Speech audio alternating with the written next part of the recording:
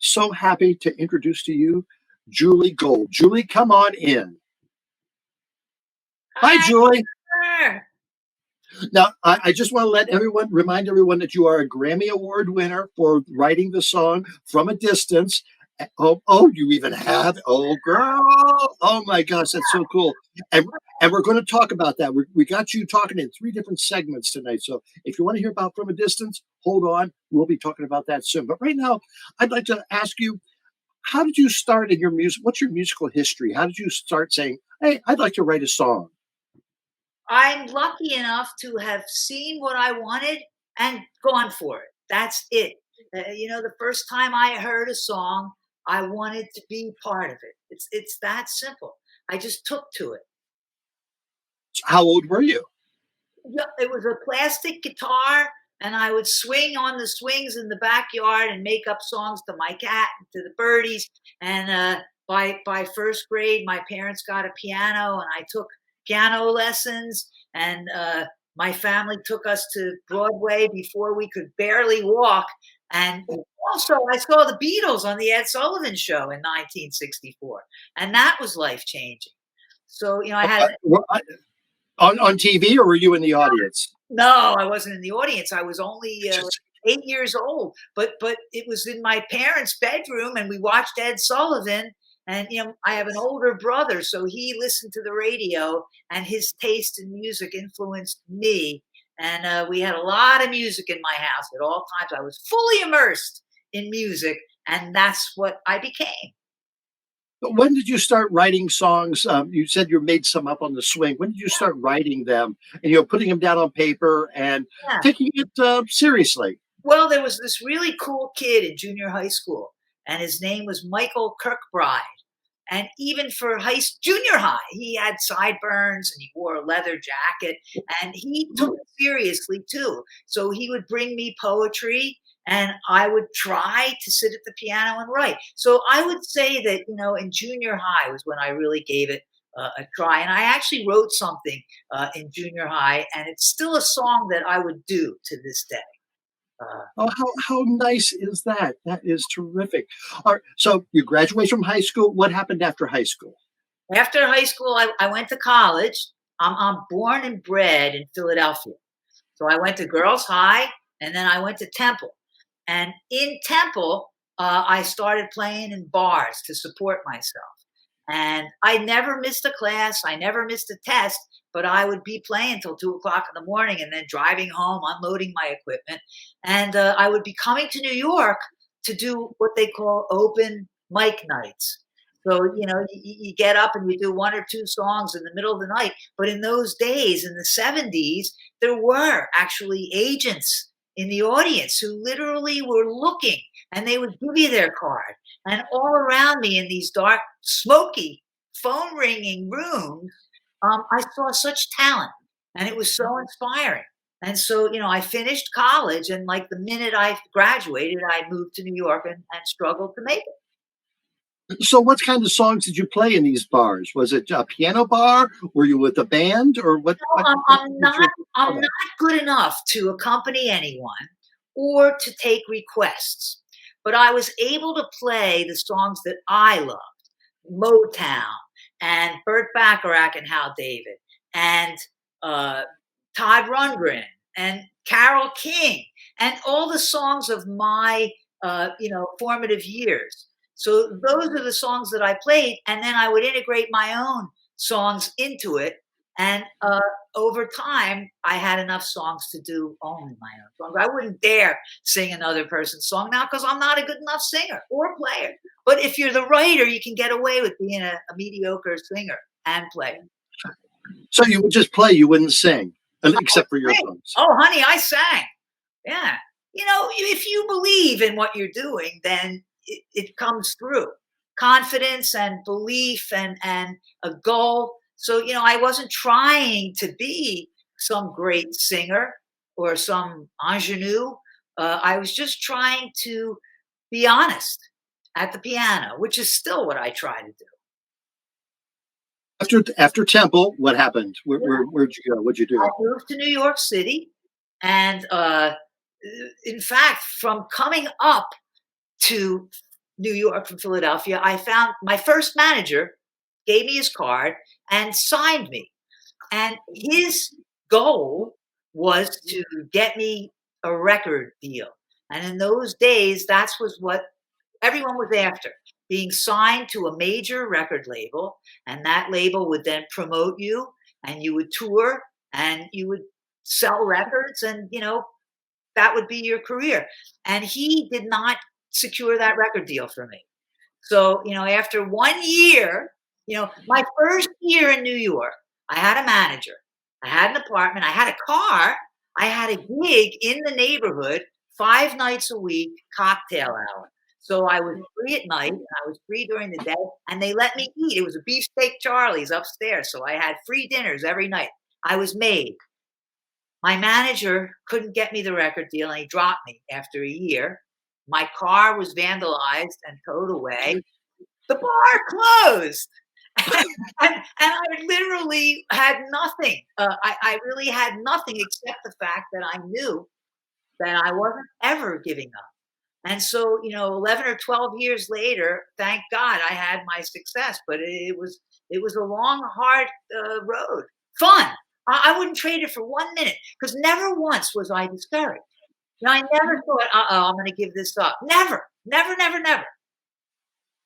You were doing something you like to do. You were making a living from it. So I agree with that. That is terrific.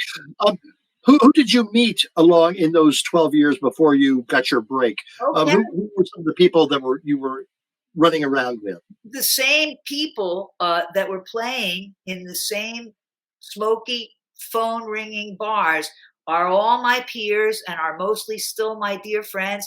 And that would include Sean Colvin, Lucy Kaplansky, Christine Lavin, Cliff Eberhardt, John Gorka, Mary Chapin Carpenter, uh, who else? The Roaches, but they were a league ahead of us already. But I'm still friends with most of them. We were all dreamers. Some of them got signed to major deals. Some of them toured the country. Some of them gave it up. But it was magical. It was magical. It was dark nights where you just get up and do one song and hope to be discovered. And all these years later, I still hope to be discovered. Sure. Um, what? How do you create a song?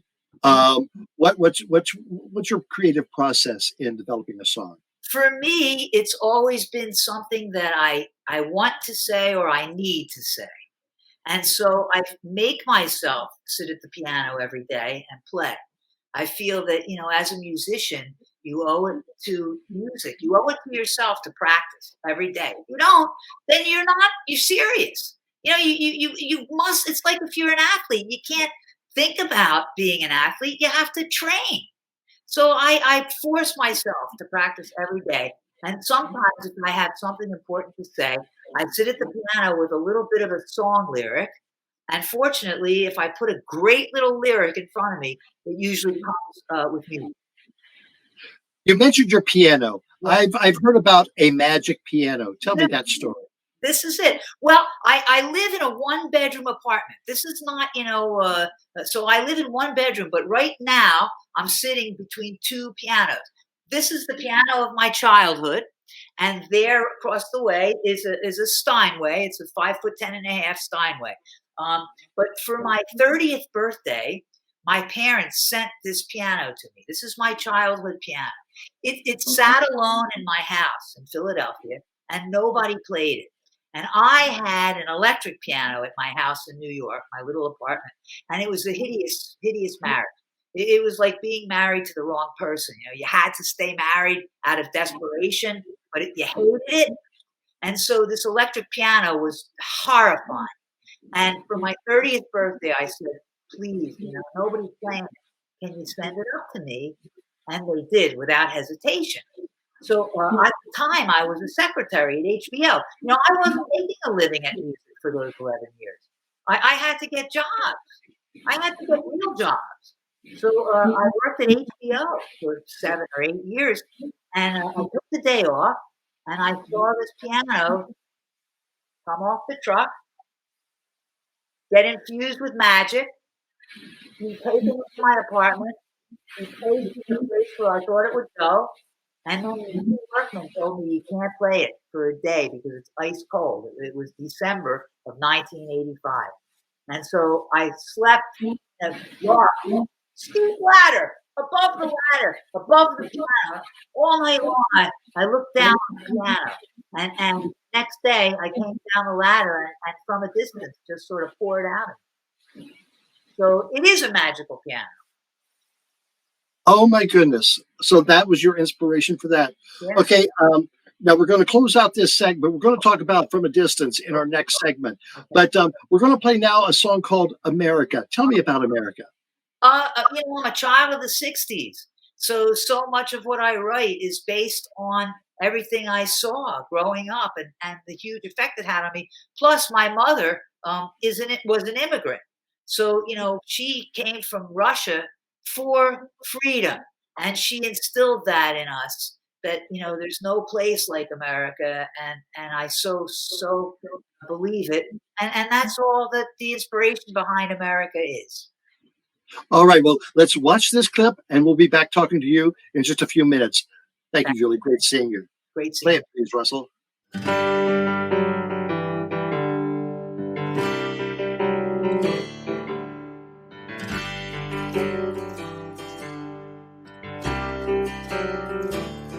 In my heart, I know what's right, and I know I'm not alone. And the people who believe the things I do live here in America.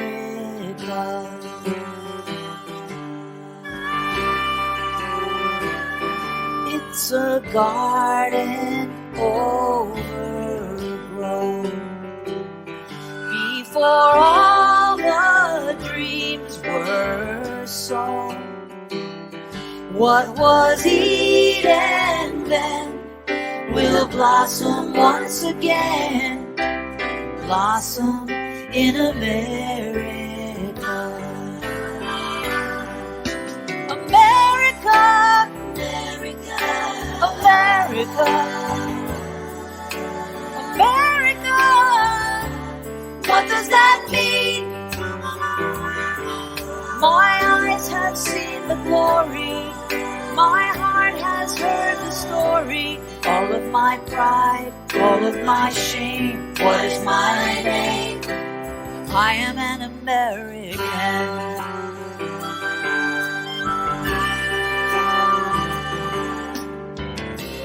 Don't take my freedom. I'm just like you.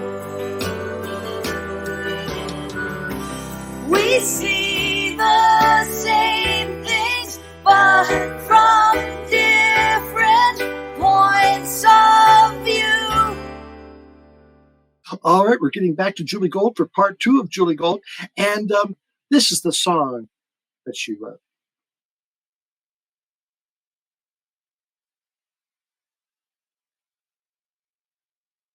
Right? All right. So we'll. From a distance, the world looks blue and green, and the snow-capped mountains white. From a distance, the ocean meets the stream, and the eagle takes to flight. From a distance, there is harmony, and it echoes through the land. It's the voice of hope, it's the voice of peace, it's the voice of every man.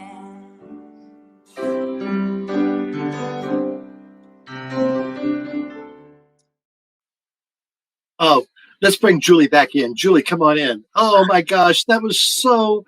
Oh, you singing your own work. All right, you said that you wrote that song on that piano that's behind you, that was the first song you wrote as an adult on that piano? No, I listened when I worked at home in Philadelphia. I wrote on this piano. I had a million songs before From a Distance, but it's one of the first songs. It's the first song I wrote on the piano in New York. Yes, Okay, yes, yes, that's what I was getting at. Yes, yes, yes, yes. on this piano. What was Yes. what was the inspiration of that song? I had scribblings of the lyrics on my notepad that said Julie Gold HBO. So it wasn't 100% that first seeding that I wrote the whole thing. But again, I have been very affected by all that has gone on for my entire life. And I also have, without being creepy or anything, I happen to have a strong connection with God. And so, that at my desk is where I wrote, God is watching us, God is watching us, God is watching us, at my desk as a secretary at HBL. So it just sort of came together with very little rewriting. As a child of the 60s, it's an outpouring of everything I saw. How did it get from your magic piano Yeah. to Bette Midler? Yeah, it's a fantastic story. I mentioned Christine Lavin as one of the friends who I met in the 70s in the smoky, noisy bars. And she was playing at a club down on McDougal Street here called the Speakeasy. The Speakeasy literally was like a Greek restaurant. It literally had spinning meat in the window. And yet that's where we all thought we would be discovered in a restaurant that had spinning meat in the window. And not only that, but it was mostly a folk club. And this is absolutely a true story. Yes, there was a piano in the basement. The piano had it was all cigarette burns, which is people used to put their cigarette on the keys and it would burn down. All out of tune, missing notes. And I would say to the owner, Joseph, can't you do something about the piano? And he literally once said to me, what are you talking about? I just had it painted. Yeah. So a lot of the folk clubs don't have great understanding of what a piano player needs. Christine Lavin was performing there, and she said, bring me 10 copies of From a Distance. I would like to pass them around in the business. Because I had sent it far and wide to all of my contacts, and it was rejected far and wide, which is the story of all our careers. Rejection is the name of the game. It doesn't mean they're right, the people who are rejecting you, but it's the name of the game. The answer is you can't give up and you can't believe them. So I gave her 10 cassettes, and within a few weeks, within a few weeks, one of the biggest DJs here in New York played it on K-Rock, Vin Skelsa, and I had a call from the great singer Nancy Griffith, who died last August, and she became like a sister to me. But Nancy Griffith received it from Christine Lavin. Nancy recorded it. And Nancy sang it all over the world. And from that, it became known. And Bette Midler had just had a hit with a song called The Wind Beneath My Wings. That was from the movie called Beaches. A year after that, they were looking for a song for her, and they knew of From a Distance. And the music critic of the New York Times recommended it to her musical director. Oh my goodness. Now, have you been in contact with Bette Midler? Do you ever talk to her, or what? Any relationship there? I wish. But no, it's about being a songwriter and there being a singer, and being fortunate enough in my life to have hooked some of my best songs into some of the greatest singers of all time. Do I wish that, yes, in fact, Bette, come on over. Do I wish she was sitting right here with me now and got right on? Yes. Do I wish that I was having lunch with her tomorrow? Yes. Do I wish that I've ever had lunch with her? Yes. And I haven't. And yet I owe her everything. And I love her more than words can ever say. And I owe her more than I could ever give. That really disappoints me, because I wrote a song along with our friend Jack it's called Sweaty Balls. And my goal is to have Bette Midler sing that song, Sweaty Balls. It just sounds like a song that she would sink her teeth in Well, or something. don't give up on trying. You never know. Okay. So you said, tell me some of the other people who have recorded that song. That song, let's see, Judy Collins, The Byrds, Kathy Mattea, Cliff Richard, uh, who else? Those are probably Patti LaBelle. Patti LaBelle has sung it live at the Apollo. But boys choirs and girls choirs and every language imaginable. Oh, it's so inspirational. And it's also didn't NASA play it once or twice? Yes. Well, when remember I told you my mother is a Russian immigrant. So imagine this: the very first time the United States and Russia hooked up at what's called the Mir space station in outer space, their wake-up call was from a distance. Listen, you know what's going to happen? No, I don't know anything that's going to happen. Barbara Boxer recited it into the congressional record. So that's permanent, forever. It's in the congressional record for all of history. During the first Persian Gulf War, it was the most requested song on Saudi band radio. And I'm pretty much, a pacifist. I have all sorts of military awards around my apartment. It's quite humbling. Nancy Griffith first sang it in Belfast, and she would call me at my desk in HBO, and she'd say, "Julie, I just sang your song, and Protestants and Catholics were embracing and weeping. You don't know what you have here." And that was just the very, very beginning of it. And now I have stuff like this. I'll just give 1 second so you can see. Hold on. I mean, who has something like this? Wait a minute.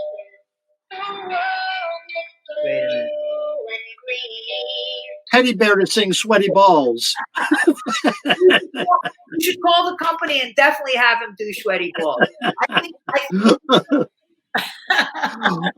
We got one more segment with you, Julie, but we're going to close out this segment with your song New World. Tell us about New World. Thank you. Well, it's funny, when you said you were doing that, I can't remember if I wrote it right after gay marriage passed or right after Obama was nominated. I'm not sure what, but it was such an inspiration of love and hope and positivity. And you see the video that you showed of America and the video you're about to show of the New World.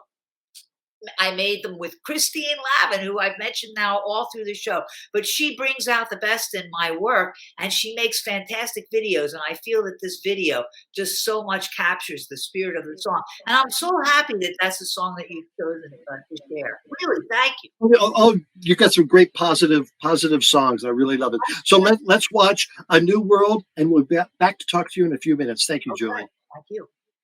Get ready for the new world. Get ready for the new world. Get ready for the new world coming just in time. Get ready for the new world. Get ready for the new world. Get ready for the new world coming just in time. Someone take me by the hand, dance me in the sun. Spread the word across the land, a new day has begun. Friends and neighbors gather round, there's no time to lose.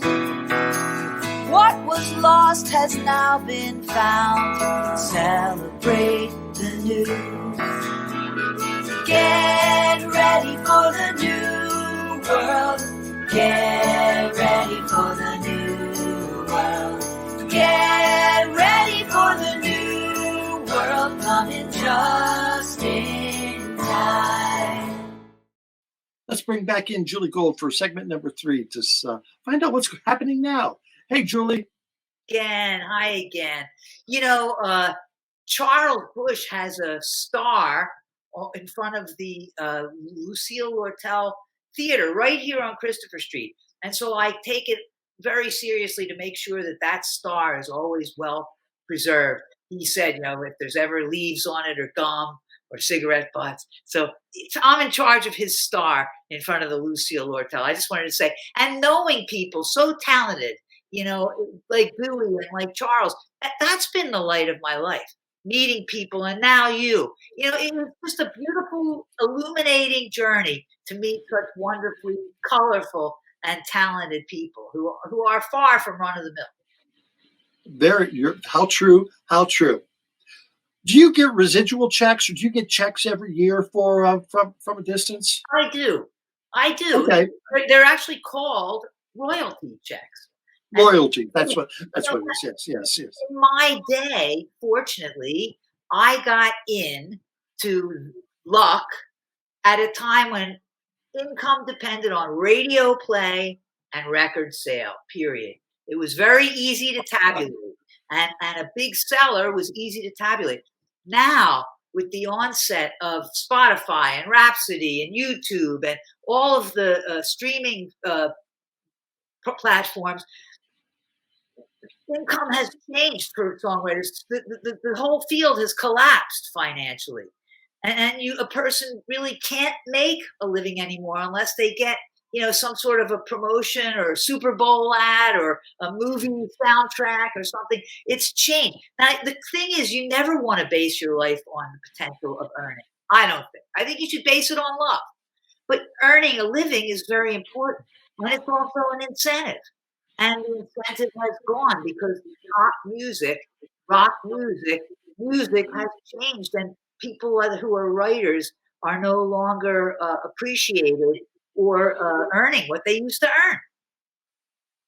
What are you working on now? What do you see do you have something in the process that you're working on, or do you just continually just pump out the songs? As a writer, I write, and I hope and pray that I always do. I hope and pray that I always find inspiration in simple, everyday things, which I'm a part of the world. And I love being a part of the world. I walk on the Hudson River, not on the Hudson River, but I walk beside the Hudson River every day of my life. And I see something beautiful every day of my life. And I hope and pray to be inspired every day of my life. Do I write something every day of my life? Hardly. I hardly write, but I practice every day. And I see it as a fishing expedition. So I love fishing. And every now and again, I reel in a fish. And that's what I hope for.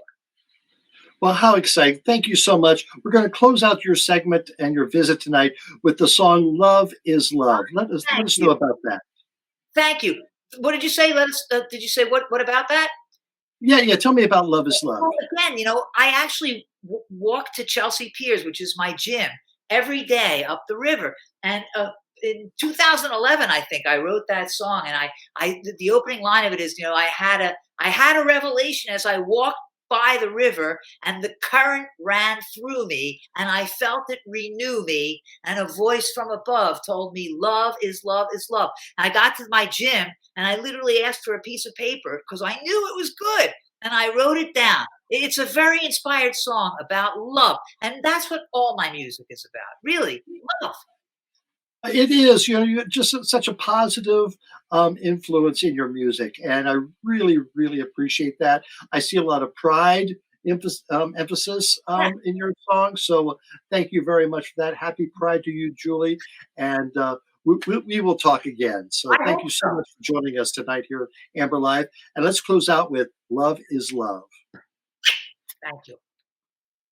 Love is love is love, love is love is love, is love is love is love is love, love is love is love, is love is love. I had a revelation as I walked by the river, and the current ran through me, and I felt it renew me, and a voice from above told me love is love is love. And my life felt lighter as the sun got brighter, and I kept on going with the joy in knowing I was part of the heart. And love is love is love. Love is love is love. Love is love is love. Is love is love. Check out all of Julie Gold's music. It is so inspirational. It's so great to listen to. Thank you so much, Julie, for sharing your Sunday night with us tonight.